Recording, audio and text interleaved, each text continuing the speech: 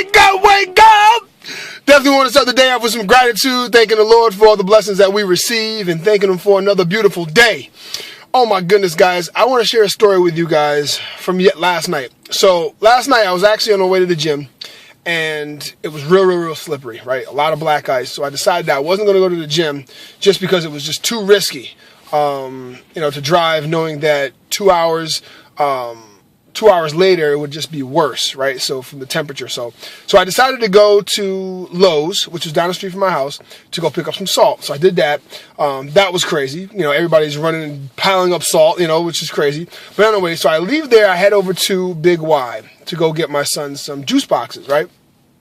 So I'm walking down the aisle and this gentleman, is standing in the aisle and he goes, "Hey man, long time no see." And I turn around and, I kind of like disregarded, what he said, but I still said, "Hey, how you doing?" So he goes, "You're still at ShopRite, right?" And I'm like, "No." "You're from Bristol, right?" I said, "No." He goes, "All right, man, well, I'm sorry. I didn't mean to bother you." So I say, "Hey, no problem, man." I say, "I have a blessed day." So I turn around and I continue upon the aisle to go look for the juice boxes, but something in my head, a voice, something in my heart, I like to say, a voice, loud and clear, said, "Turn around and introduce yourself." So I turn around, and I'm like, "Hey, man, what's going on?" So I go and hand the gentleman my card. And I say, "Hey, man, if you ever need anything, please let me know." And he looks at the card, and he starts crying hysterically. Now, I don't know what to think, right? So I'm just like looking at him, and, he goes, "I said a prayer on Saturday. And I asked the Lord to send me someone to help me lose 50 pounds. I have to lose 50 pounds. My blood, my blood pressure's through the roof." He goes, "I just want to let you know." And he starts crying more, right? Crying hysterically, right? His wife's there. He has 2 kids in the cart, and he's crying and crying and crying and crying. He comes over to me and gives me a hug. So at that point, I'm praising the Lord, right? I'm saying, "Thank you, God, thank you," because I know that you've made this happen, right, for this gentleman. So I know that I have the tools in place to help him lose the weight, right, and really get healthy. So he actually gives me a hug, and he goes, "I just woke up from a coma. I've been in a coma for 3 weeks. I woke up on Saturday, and I fell down the stairs from sleepwalking." He said he had a huge hematoma on his head, so big that he said he could see it when he was in the hospital. So they had put him in a medical coma because he was in so much pain, and he started to kind of lose his mind, so to speak, right? So he was kind of crazy. So anyways, he woke up on Saturday, right? And he said a prayer, like I said, to the Lord, and said, "God, send me someone to help me lose this weight."